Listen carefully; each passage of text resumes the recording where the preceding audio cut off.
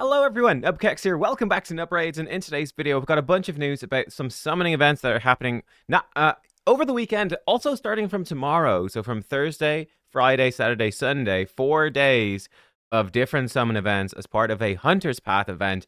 I'm gonna be breaking that down.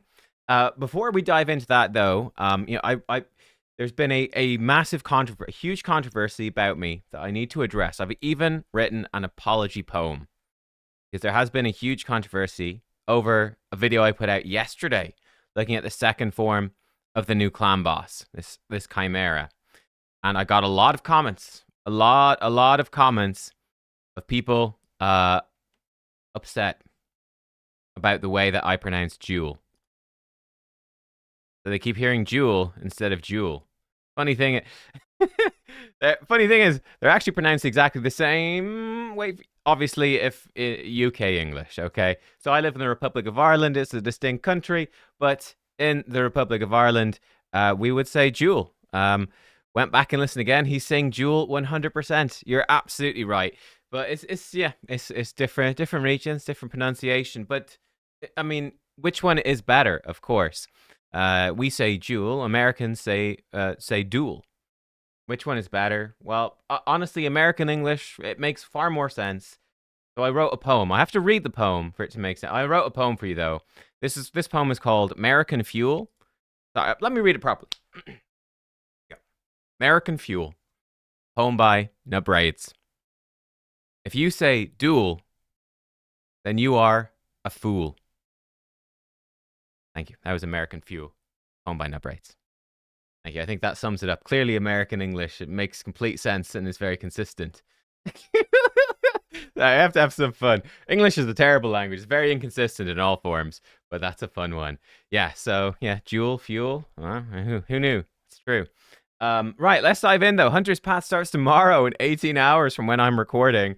And yeah, this is on the event tab on Plarium Play on the PC. The client there. Summon champions and upgrade them to earn heroes coins. So this is going to be like Summon Rush plus champion training. So yeah, most likely it's going to lean very, very heavily on Summon Rush. To do it purely with champion training, very expensive. Likely to do this with just Summon Rush is very expensive as well. You're probably going to have to do a lot of both if you want to get the stuff. What is in there? Well, we obviously have Immortal Soul Essence, Eternal Essence, Immortal Coins, Eternal Coins. Also, Souls for Perfect Souls for Hansel, Witch Hunter, and Gretel Hagbane. So you can get souls for both of them. I mean, I'll break down the summon events as well, because you might be interested. I can tell you right off the top of the bat, is this worth it? I really don't think so. I think this is a very easy skip. I mean, I very unlikely, very few of you will even have both Hansel and Gretel. I actually did get Gretel because I just pulled the Fusion Epic and was like, well, I might as well. At this point, I might as well. So I did the Fusion. I didn't get Hansel from winning the tournament, and I haven't chased him in any events.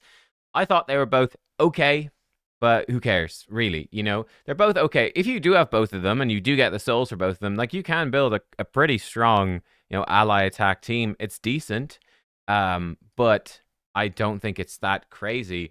But yeah, listen, I've got Gretel. If I ever get Hansel, that's nice. Again, for any faction limited content, they're nice to have. But unlikely that it's worth chasing the soul unless you are very enamored of these summon events. So what are the summon events? Well, they are actually kind of interesting because the faction unity champions are in there. So on Thursday, it's a 15x event. We have Dunelord Gregor, Boland Freewalker, Valkyrie, Mighty Uko, Odin, Karanar, and for the epics, Farrakhan, Steel Skull, Fane, Akemptum, Skytouch Shaman. It's actually a very strong day. So Dunelord Gregor and Boland, I think they are more not the best faction unity champions. They're decent. I actually kind of like Boland a lot. They're okay. They're, you know, again, you can only pull faction unity champions during events where they're boosted. So if you're close to your mercy system, then sure, maybe that's reasonable. I probably would go for them over Valkyrie or Mighty Uko. Though Valkyrie and Mighty Uko are both really good as well. I think all of these champions are like, oh, they're pretty darn good, but they're not like absolutely must-have, so they're all really good. I think Karanar is pretty weak. Wouldn't go for Karanar. I think Odin is amazing. Odin is top tier for Arena and even lots of different places. He's just super strong. So Odin is well worth going for. Like if you walked away from the 2x Voids, super close to Mercy, but didn't hit it, and you pick up a couple more void shards, it's worth pulling just for the chance of Odin. The epics are really good as well. Depends what you need. Farrakhan's probably the best one overall, and Akemtim's probably the best overall there. On Friday, how does that compare? Falmond, Morn Sword, and Argaz Wild King. So we've got the Sacred Order and the Orc faction unity. Roshkar the Tower, Matriarch Sarguna, Warlord, Vitrius the Anointed, and then some epics. This day is weaker overall. I think Falmond and Aragaz are both stronger. They're both like damage dealers. I think they're both stronger probably overall than these faction unities. It's hard to say. Again, they're very good. So those are, again, strong options. If you've got strong champions in those factions, you like the factions, then sure. Vitrius, wouldn't bother going for him. By the way, sorry, let me quote these first. Matriarch Sarguna, no. Roshkar the Tower, he's okay. He might see a comeback. He might with the new clan boss, but I would think personally pulling champions for the new clan boss when we don't even know exactly what it does and nobody's tested it seems like a bad idea. But he does have block active skills that can't be resisted and block damage. You can remove a buff. I don't know. I think he might be good. He might be just a good budget option. I'm not sure, honestly, whether I'd pull for him. Well, no, I'm not sure if he's worth it. I definitely wouldn't pull for him because I'm not sure. Warlord is good, and Vitrius is I personally don't see a world where you would pull for Warlord over Odin. I think Odin's just better. But Warlord is still good. Like the lockout's strong and some healing. This day it does have Seer. She's probably the big takeaway. Godseeker's also very strong. Opens up some teams. Mordecai then is also great, though Vrask and Duck are really good too. Lots of good epics. Then the second 2 days, that's Thursday, Friday, Saturday, Aislinn the Stalwart and Legate Teox, Minaya, Krokmar, Marishka, and Krisk. This day is very strong. This is the strongest day so far. Lady Annabelle, Stagnite, Dalaja, Warcaster, and Slixus. Epics are a bit shit. I'd say of the epics, Stagnite's the best one. The Void ones kind of suck. Like they're both okay, but nothing too special. Lady Annabelle's okay. Dalaja, they're okay. I think Aislinn is not that good. I think Legate Teox is extremely good, though. I think he's the best faction unity champion overall. He's still extremely, extremely strong. So yeah, Legate's really good. And Marishka is bonkers, and Krisk is bonkers. So both the Void Legendaries are extremely strong. I'd say Krisk is better for Hydra, obviously. Marishka is probably better most other places. Maybe Krisk will be really strong for the new clan boss, though. I don't know. Maybe. But Legate Teox, he's definitely a big pull there. Teox, Marishka, or Krisk, 3 perfect options, honestly, for a Mercy system. And then on Sunday, Fina, Blade of Aravia, Vizig the Noxious, Datura, Rhymehide, Kargar, Deathbell, Grisor, Irongut, and Ethos.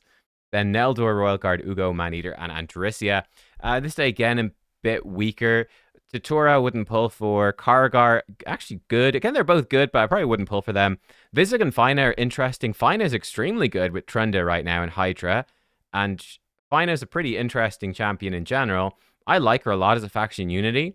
I mean, you have to bear in mind, Hydra is in a very bad state right now, very unpopular, and there's a greater than 0 chance that there could be more changes to Trunda and Hydra. So bear that in mind if you're pulling Fina to go with Trunda. Vizig becomes very good with the new fusion guy that we just have info on today. Check out that video if you want to see about the new fusion. But Vizig, seeing as he comes in with AoE burn and poisons and can explode the burns and poisons and can extend the burns and poisons potentially by a lot, they could be an incredibly powerful duo together, like really strong, just blitzing through content. So yeah, Vizig's really strong with the, well, I clicked on the wrong thing, really strong with the new fusion. That being said, you don't have the new fusion yet, but you probably are pretty confident about whether you can get it or not. So yeah, I don't know. Like maybe you could pull for Vizig again. That's a bit awkward because I don't know. The fusion starts on Monday. Maybe we'll have access to the test server and be able to let videos out before that. I've no idea. I'll put out a video on the fusion as soon as I can. But I'm guessing it might not be until Monday that the embargo lifts on it, to be honest. So yeah, again, like, would you pull for Vizig when you don't know exactly how good the combo is with the fusion? It might be really good. It might not actually be useful. I mean, it will be really good. Will it be useful? I don't know. Versus, let's say, just pulling for a Teox, who is pretty much guaranteed to be very strong in multiple areas of the game. Arena, Siege, Hydra, lots of areas. Very good. So yeah, I don't know. I don't know. But, if someone went for him because they thought the fusion's cool, then I'm like, okay, okay. So there you go. Those are the 2 days. Overall, like if I had to pick one champion from Ancients, Primals, and Sacreds, I would pick Teox. If I had to pick one champion from all of these voids, I think it's Marishka, right? Maybe Odin. I'd probably pick Marishka. I'd still pick Marishka. So I'd say Teox, Marishka. Second place for me after Teox, Marishka would probably be Fina and Odin, I think. Let me know though what you think. Those would be my kind of choices. But again, to go back to it, for me personally, I would skip this whole thing, right? If a progressive is just progressive, 15x is only so good. I do think it's worth it. If you're super close to Mercy, then sure. These champions are incredibly strong, and you can sort of pick what fits your account best. It's fine. It's a progressive. They're constantly on. You get the gist, you get the deal. I don't think this hero's path is likely, unless it's super cheap. I'll break it down tomorrow. I'll show you the best paths through, and we'll look at how expensive it is. I mean, if it's really cheap, I don't know. It would want to be really cheap, honestly, because they're just not that enticing. If it's really cheap, then maybe you pull some shards and try get some stuff, but it has to be very cheap. If it's expensive, which is more my expectation, then it's like, that's a really hard sell. I think it's a very easy skip. Prepare for the new fusion. I think he looks really good. And yeah, just stockpile some resources for whatever stuff might come in December, right? New clan boss for sure is coming. No harm in stockpiling a bit for that. So yeah, that's what I think. Thanks for watching. Let me know what you think, and I'll see you next time. Goodbye.